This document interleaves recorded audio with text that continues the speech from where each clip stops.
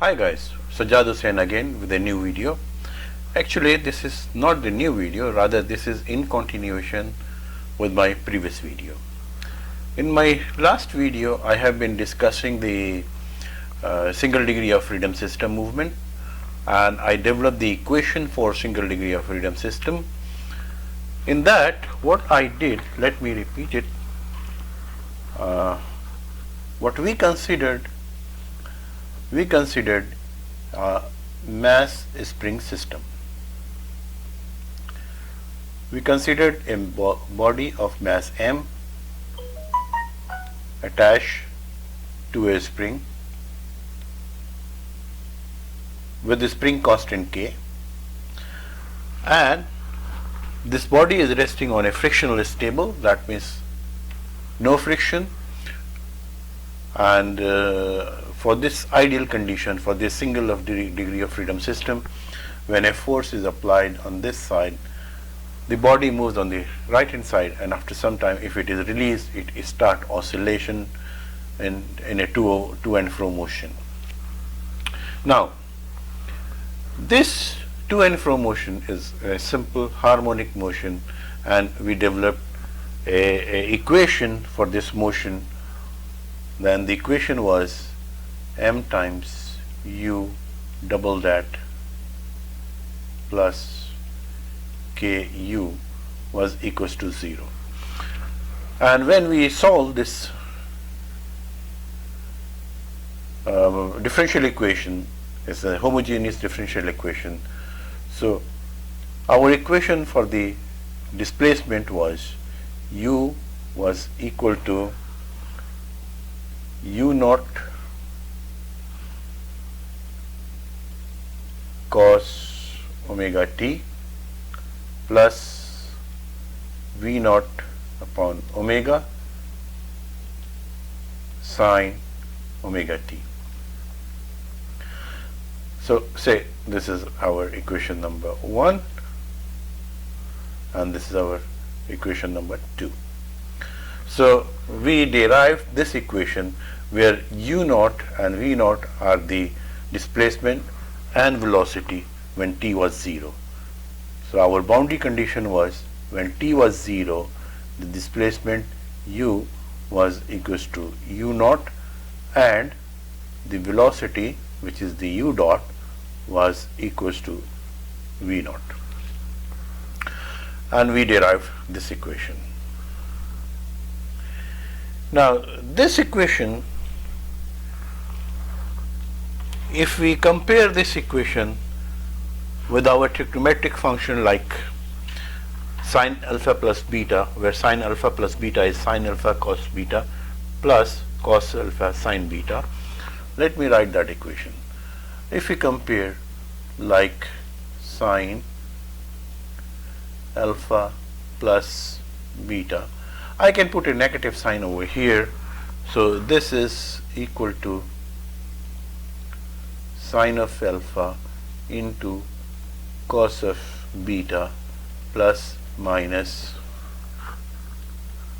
cos of alpha into sine of beta. So that means cos is there, sine is there. So is it possible that we can convert this term u naught in a similar term like sine of alpha, and this as cos? So let's examine. Or we can use cos of alpha plus or minus beta. This is equals to cos of alpha into cos of beta, and negative and then positive sine of alpha into sine of beta. So if we consider this and we try to have a comparison between these two equations with the equation number 2, let us draw a figure.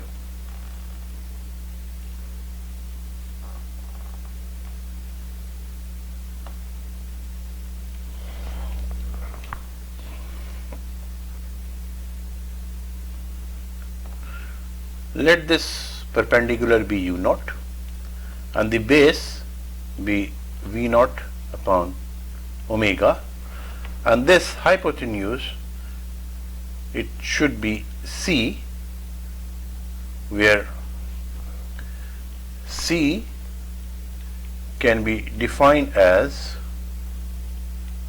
u naught square plus v naught over omega whole square and then under the root. So this is hypotenuse. So we can say from this figure, if I consider this angle as alpha, so sine of alpha will be equals to u naught over c,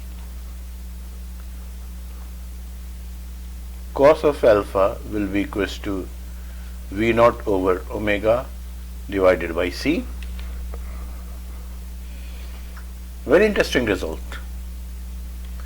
So now I can rewrite this equation number 2 like this u is equals to u naught over c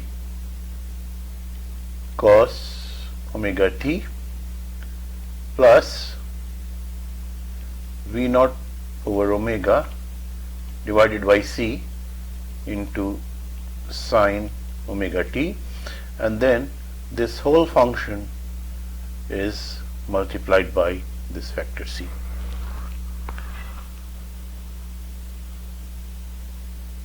So that means this is sine of alpha and this is cos of alpha. So if I compare this equation with this equation, so I can rewrite this equation u is equals to c times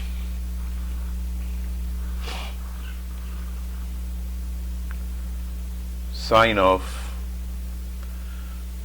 alpha plus beta, which is omega t. It is a customary to write omega t first, so I can say now my equation u can be written as c times sine of omega t plus alpha. Sorry.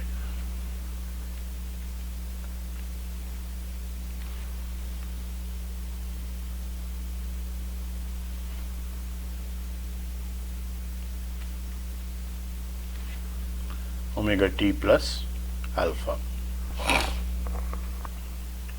So I can say this is my equation number 3.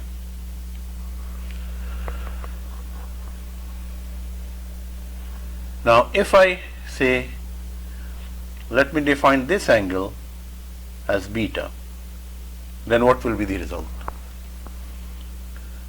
I can say cos of beta will be equals to u naught upon c, and sine of beta, this will be equals to v naught over omega divided by c.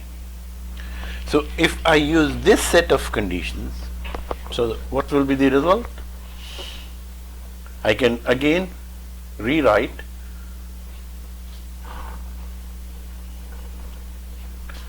like this equation u will be equals to, of course, c multiplied by, if I compare this, so here it is cos of beta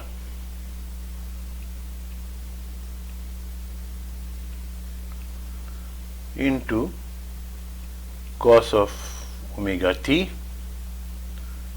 plus this is sine of beta into sine of omega t. So now I can write my equation u is equals to c times cos of omega t minus beta.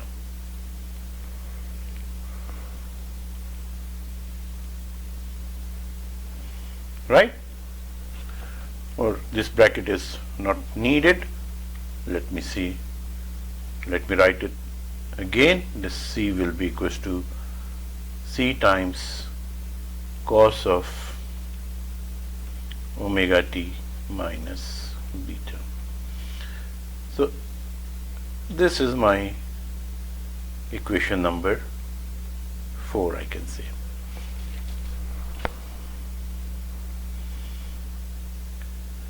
So now you can see that the equations are rewritten in a very simple format.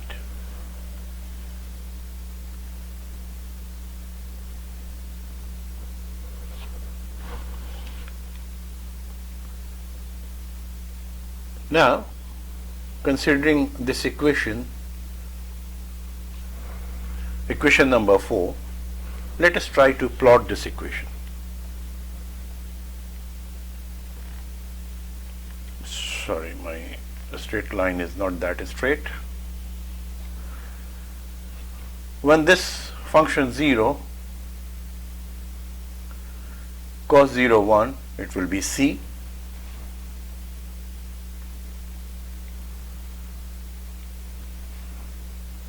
When time, this is time t, so this is 0, that means t equals to 0. So when t will be 0, this will be equal to C. When this will be equals to 90 or pi by 2, cos 90 is 0, so it will be somewhere here.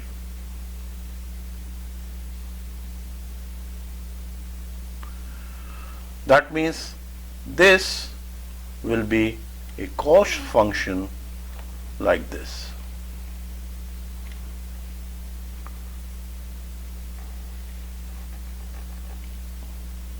So this is a cos function, where this C is the amplitude. So this is amplitude.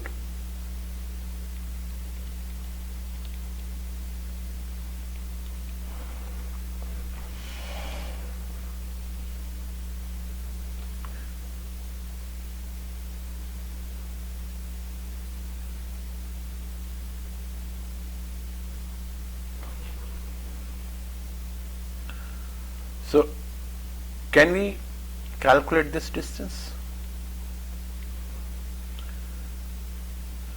At this point, of course this is u, at this point u equals to 0. So if we put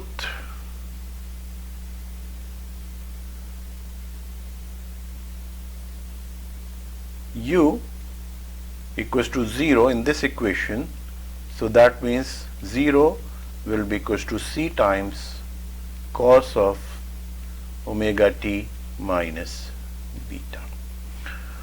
And we know that C cannot be 0, so that means this function cos omega t minus beta, this will be equals to 0. That means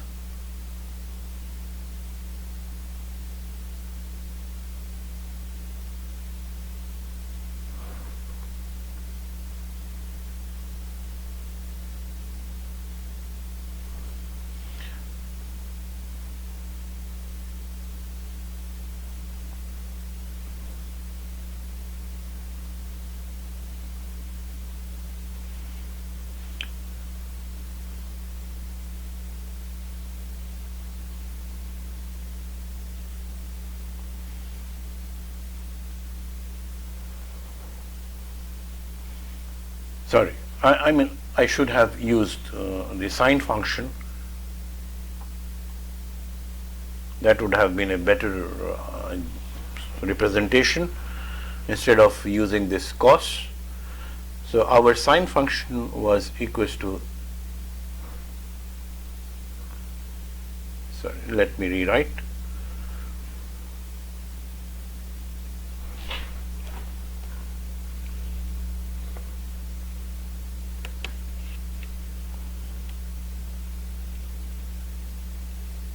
Let me rewrite this function. Our sine function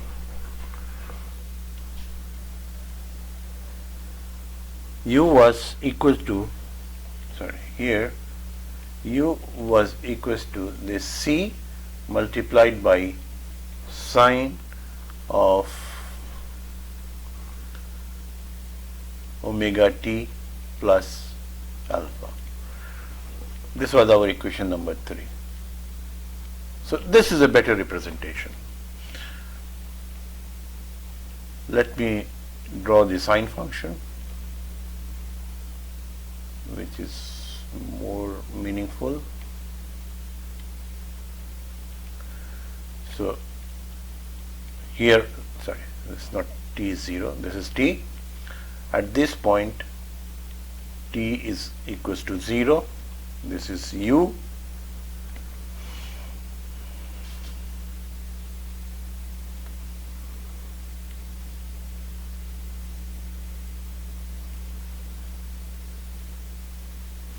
So this is the sine function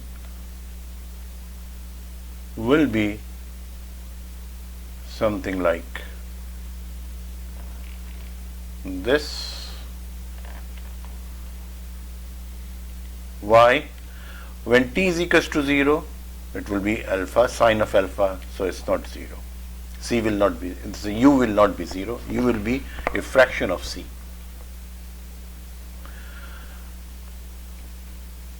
And of course, this is amplitude c, as I told you before. This is amplitude. Here we can see that when t is equals to 0, omega t will be 0, it will be sine of alpha. So sine of alpha will have some value multiplied by c. So at that point, this will be the value of displacement. That means at time 0, the displacement is not 0. But when the displacement is 0, what will be the time? So let me calculate this time when displacement is 0. Here u equals to 0, and let us see what will be the time. So from this figure, I can say this 0 will be equals to c into sine of omega t plus alpha. C cannot be 0, that means then sine omega t plus alpha, this will be equals to 0. That means omega t plus alpha will be equals to 0. That means t will be equals to minus alpha over omega. Say our equation number 5. So this value of t here, this will be equals to, of course, minus times alpha over omega.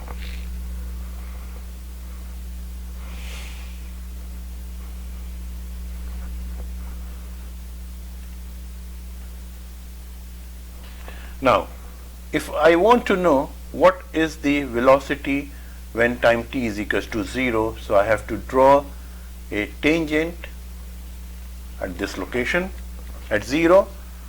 So this will be the velocity v0. So what I have to do, I have to differentiate this equation and then I can calculate v0. v0 means the velocity when time t is equals to 0.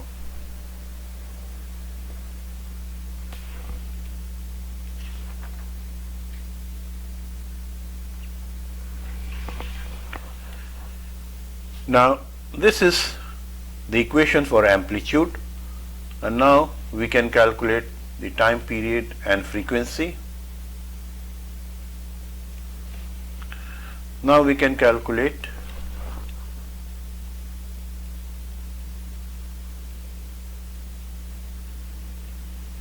time period and frequency. So what we want to do now, we want to calculate the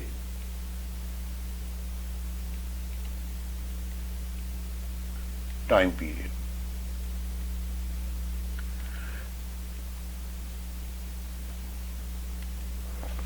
We know that omega, which is the angular velocity, multiplied by time period, it will be equals to 2 pi. That means our time period t will be equals to 2 pi upon omega, and from our previous yesterday's lecture we know that omega was under root k over m. So the time period comes out to be 2 pi into m upon k.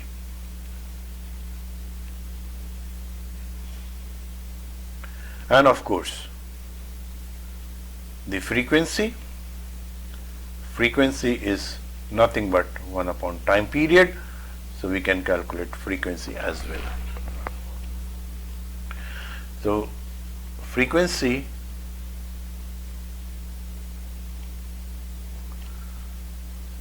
can be written as f is equals to 1 upon 2 pi under root k upon m.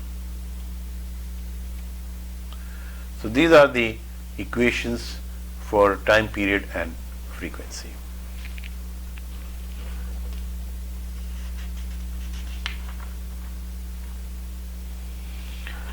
Now we can consider some other cases, like so far we have been discussing the equations for horizontal motion. Now if the motion is vertical,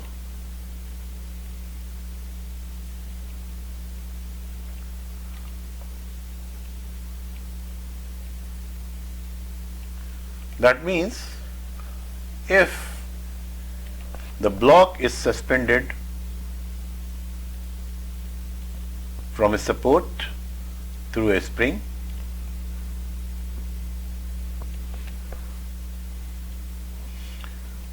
what will be the condition in that case? Suppose the mass m is suspended through a spring from the ceiling, where the spring has a spring constant k. So of course what will be the result? The result will be its weight is acting downward,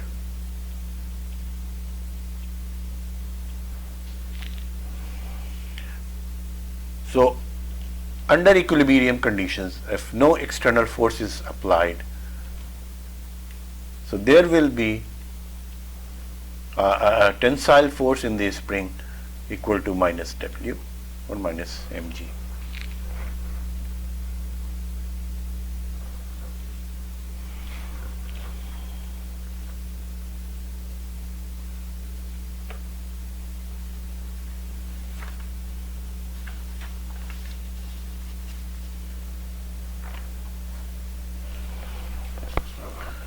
Now if we pull this body, let us say we apply a force F, which is of course time dependent force. So what will be the total number of forces downward? There are two total number of forces acting downward. And if we release, then what will happen?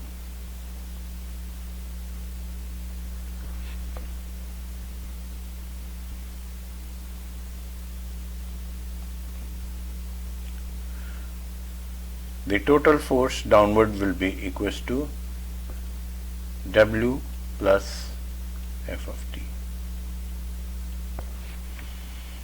So the result will be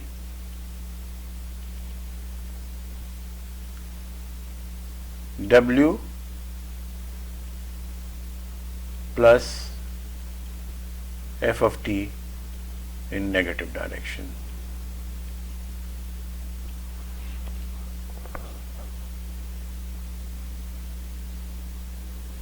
So that means the elastic restoring force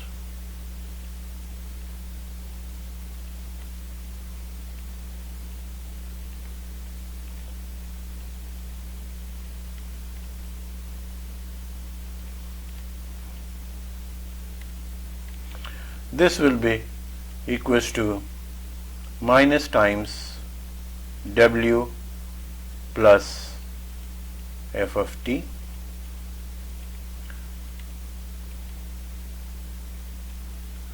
and this will be equals to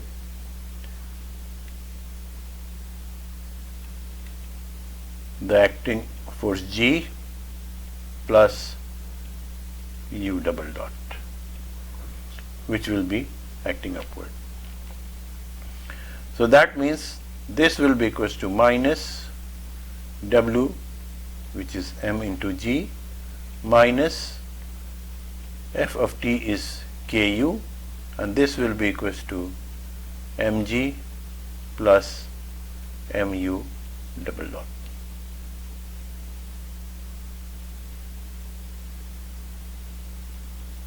Of course, this force will be acting upward, so we will have to put a negative sign over here.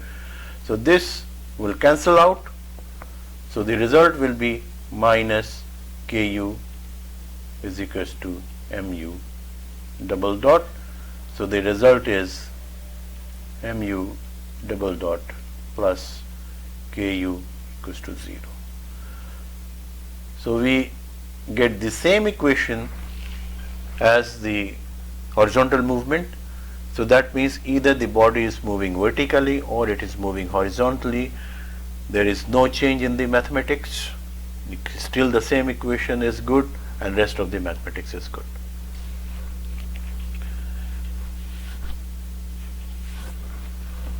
Now we can consider another cases.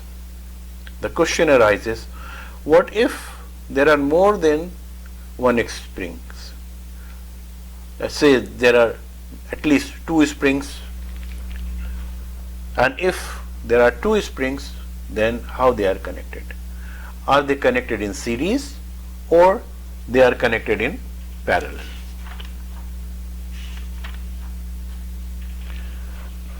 So let's see.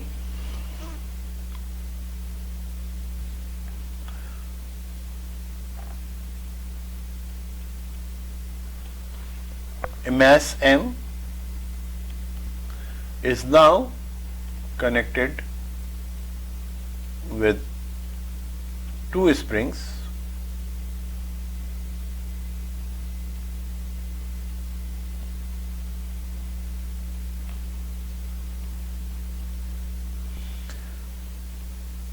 K1 and K2. So in this case, what will be the displacement when the springs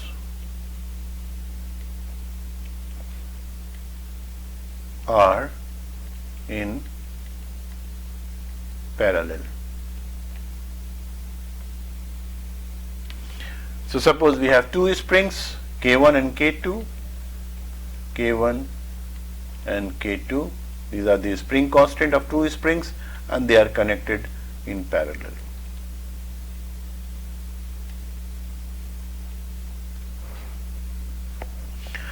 So we can draw the free body diagram. So what will happen? Both these springs, they will be elongated and the elongation will be the same, right? So here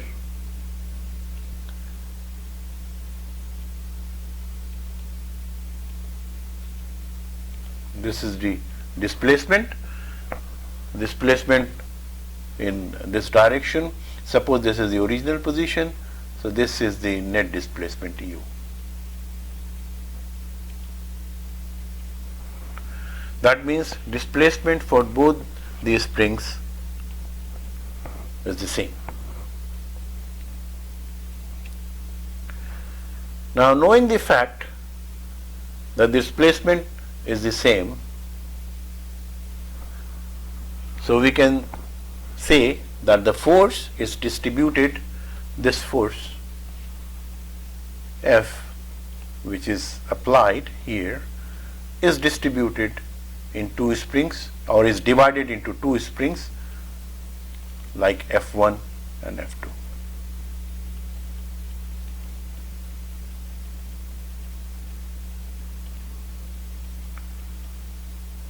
So now I can say that the total force F, this is equals to the force in spring 1 plus the force in spring 2.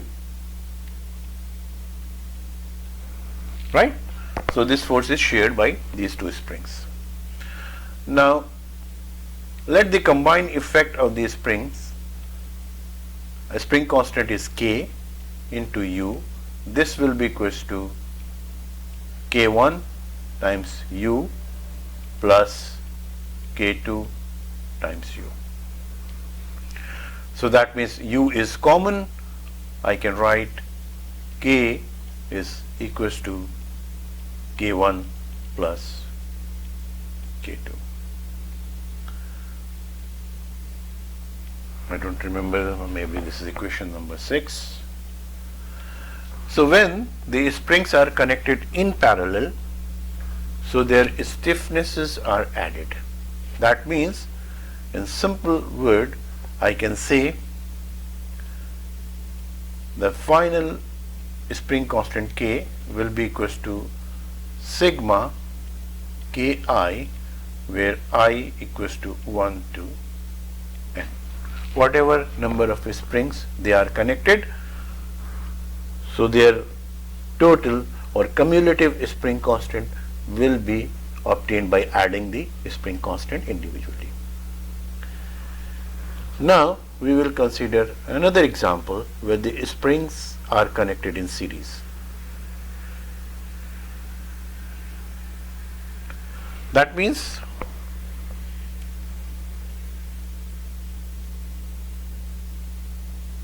this is first spring, and then another spring, and then these two springs are connected to the body M. Spring constant K1, spring constant K2. And if this force is applied, so what will be the result? The result will be this mass will move in right hand side, and suppose this mass comes here. So what will be the result? The result will be that both these springs, they will be elongated,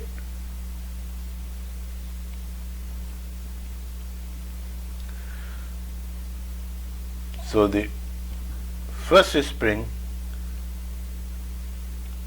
it will be displaced like this, and the second spring, it will be displaced like this. So that means this displacement is U1 and this displacement is U2, and the total displacement is U. Actually, this should be the total displacement. The relative displacement is U2.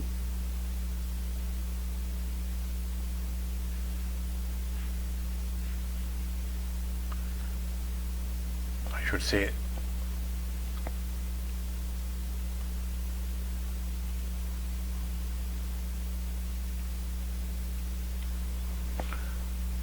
this should be total displacement, and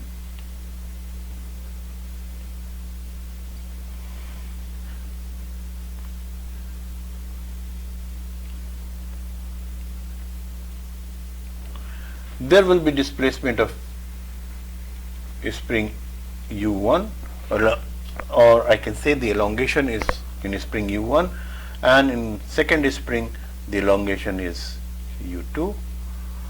So the total displacement or total elongation when the springs are in series, we can say the springs are in series.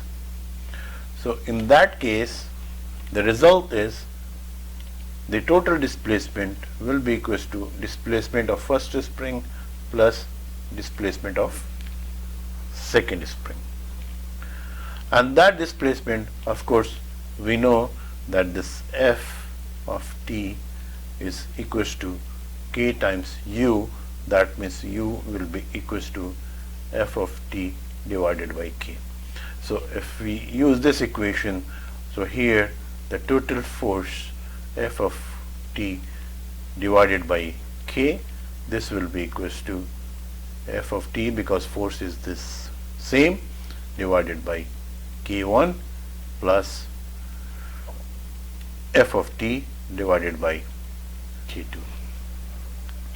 So now I can summarize that 1 upon k will be equals to 1 upon k1 plus 1 upon k2. That means I can simplify this equation that 1 upon k is equals to 1 upon ki sigma I equals to 1 to n. So this is my final equation when the springs are in series.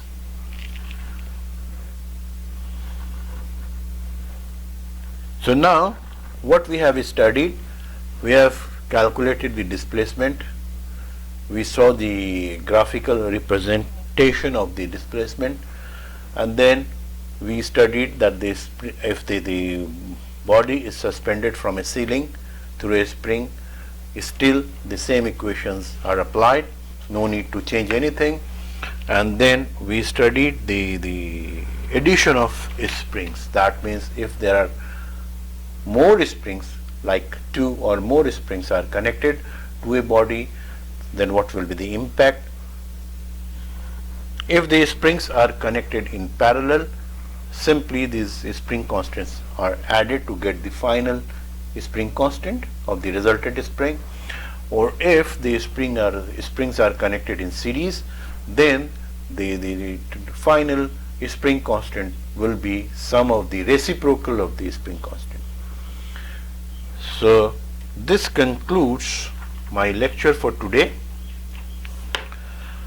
So these two lectures should be viewed, or these two videos should be viewed together to have a basic concept of single degree of freedom movement for undamped condition. So far we have not considered any sort of damping in our equations.